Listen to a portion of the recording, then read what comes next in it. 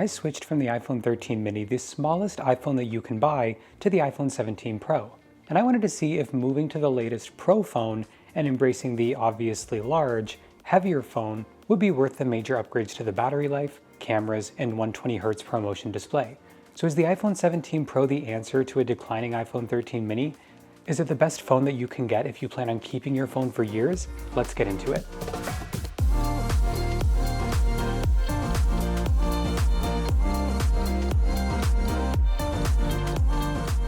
If you're new here, I'm Dan.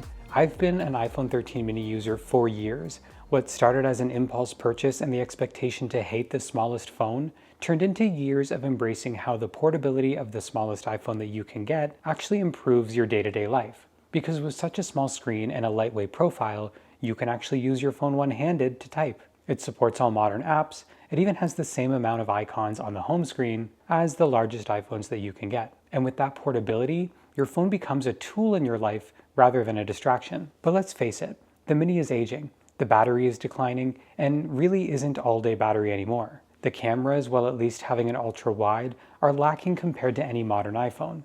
The lightning port is dated and just isn't practical with everything switching to USB-C. Even updating to iOS 26 caused much worse performance on the mini. Just look at these comments from viewers. Look, I'm not saying that everybody needs to update their phone right away. This isn't a scare tactics video. But if you are feeling the age of your 13 mini and you're looking to upgrade, then is the iPhone 17 Pro the solution? Look, I want the iPhone 13 mini to stick around for years to come, and I really want a modern day mini Pro. But assuming that's not happening, I think the Pro just might be the best upgrade. Let me explain. This is the iPhone 17 Pro that I've been testing for a while now, going from 5.4 inches of a display right up to 6.3 inches. But in that display, you're getting 120Hz ProMotion that's super smooth with extremely slim bezels. You're also getting up to 300 nits of peak brightness in direct sunlight, making it plenty visible. You're getting a massive camera plateau, which is huge, but packing the best camera upgrades that you can get on an iPhone. Most importantly, you're getting a huge, efficient battery packed in here. But the interesting thing here is that my choice for picking the iPhone 17 Pro wasn't directly about these Pro features at all. It's about the lasting performance of the phone for years to come. A phone powered by the latest Pro chips, the extremely large battery, it's bound to keep up for many more years than a mini can. Look, I don't think we're going to get a new mini anytime soon. So if you're feeling the need to upgrade and you're going to drop upwards of $1,000 on a new phone, wouldn't it make sense to get a phone that will last for years to come? The iPhone 17 Pro is bigger, I'm not going to lie about that, but the real question that we need to ask is what it packs into the bigger phone and if that makes it worth the trade-off of portability. And those are questions that I can answer today. If you're anything like me, battery life is the worst part about the mini, and it's just getting worse.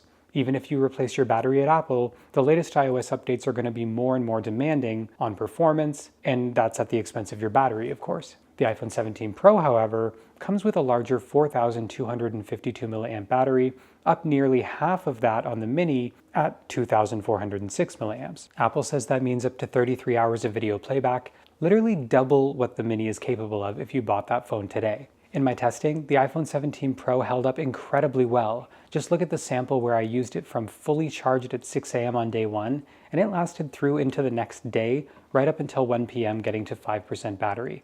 That was with some excessive use, so I think if you're going to use it more minimally, you could probably actually stretch that out to a true 2 full days of battery life with this thing, and that's incredible. And regardless of whether you're sticking with your 13 mini or you just want multi-day battery life, that's where Anker comes in with the most premium and heavy-duty power bank that I have ever used. It is no wonder they're today's sponsor of the channel. So I first saw this power bank at CES, and I have been wanting to show it on the channel ever since. Not only does it look great, but it's got 26,250 mAh battery. To put that to scale, it means it's 6.17 iPhone 17 Pros or 10.9 iPhone 13 minis. That's crazy. Basically, that means if you have a 13 mini and it lasts you through the day, you'll get 10 extra days of battery life on this thing. But more likely than that, if you're picking up a power bank like this, you're charging multiple devices. So we've got 2 USB-C ports and a USB-A. With that, you can charge at super fast 300 watt charging, up to 140 watts for the 2 USB-Cs or 22.5 watts for the USB-A, all at the same time. I think it's perfect for working remote. Like I can be out here working at a park on a bench with no power anywhere around, but I have this power bank that lets me work all day and not worry about the charge. And when I'm filming, I no longer have to worry about my camera's battery. So maybe you want multi-day battery life, or you're taking a trip and you want to make sure that all of your devices are covered. Pick up the Anker Prime power bank. I'll leave links in the description. But now that we've discussed the battery of it all, we get to the exciting part of the Pro phone, which is the cameras. Going from the small dual camera system on the Mini with an ultra-wide and a main 12 megapixel camera system up to a triple lens Pro system, an ultra-wide 0.5 times camera, a main camera, a telephoto lens, all 48 megapixels each. Zooming was pretty much non-existent on the Mini, and I can't tell you how refreshing it's been to be able to capture 48 megapixel super clear shots in 0.5 times zoom, 1 times, 2 times, 4 times, 8 times, up to an optical 40 times zoom. The biggest difference though is in low light or dark mode. On the Mini you'd be used to extremely blurry, grainy photos that just don't turn out unless you have perfect lighting. On the Pro, low light photos produce a lot more details that come out clear. There's a lot of cases where you take a dark mode photo that's initially really dark, but the result looks literally like daylight. It's absolutely insane. But look, even if you're not doing these highly technical shots, the feeling with the Pro is that you can just casually take a photo that looks like a studio photo. And that's the magical feeling that makes the Pro lineup so worth it every single year, and why people keep spending this much to keep coming back to the Pros. It's easy to get excited about all these new features, but I also wanted to share the experience of using the Pro and really the portability. Honestly, it's a difference you'll notice right away. The width is 7.7 millimeters difference, the thickness is 1.1 millimeters difference, but the weight is 66 grams difference. When I'm holding this thing in my hand, it's immediately clear that this is not a Mini. It's a little chunkier, heavier, and it makes it a little more difficult to do anything that requires reaching with one hand, like using Control Center, for example, a section that's ironically supposed to be a shortcut menu, or reaching your notifications. But the silver lining is that the width of the phone isn't as big of a difference as you'd think, and that means reaching left to right, swiping home screens, even typing with one hand, although not perfect, is actually doable with this phone. Is it a Mini? Absolutely not. But is it a doable change? I honestly think so. So if you're watching this video, you've probably considered switching to a bunch of different phones in the lineup this year. The base Model 17 has a bunch of incredible improvements this year. The Air is a bigger screen, but thinner and lighter, making it appealing.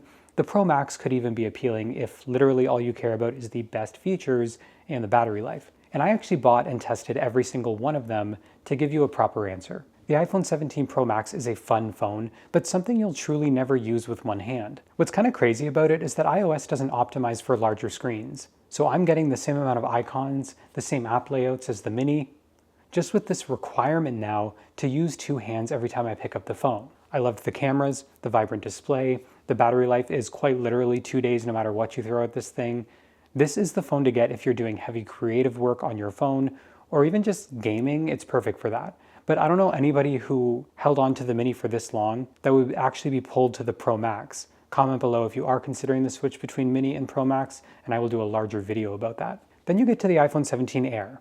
I'm not gonna lie, this one was the most excited I've been about an iPhone in a long time. A beautifully elegant phone that's so thin, but packs in a vibrant 6.5-inch display.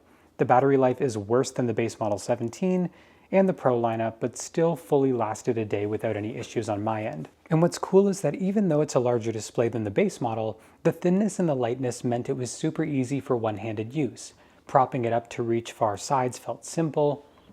I would say portability-wise, this is a great phone, with the only problem being how the battery will hold up, a year from now, and that you're losing that 0.5 ultra-wide camera coming from a Mini. The iPhone 17 is something Apple really did right this year, bringing a lot of Pro features to the lineup for the first time and making it kind of feel like a bargain. It's thinner and lighter than the Pro, making it the best choice for portability, but still getting massive cameras and a 120Hz ProMotion display for the first time. I love my time with this phone, and I really do think it's a great upgrade, but the cameras do still leave a lot to be desired for me. I'm coming back to this idea that if I'm really gonna upgrade and leave the Mini behind, I don't want to start that change with immediate compromise, and the iPhone 17 to me still kind of felt like a compromise. So at the end of the day, is the iPhone 17 Pro the best phone in the lineup to switch to from the Mini? I would say yes. I can't stress enough that this phone isn't a Mini, but it's still usable with one hand for most simple things, and what you're getting with that slight trade-off in portability is tenfold, an incredibly nearly 2-day battery life, a 120Hz vibrant ProMotion display, the best cameras that you can get on an iPhone. Let me know in the comments if you are thinking about making the switch from the 13 mini. Do you have any questions about this thing that I didn't answer here in this review? As always, thank you guys so much for watching, and I will see you in the next one.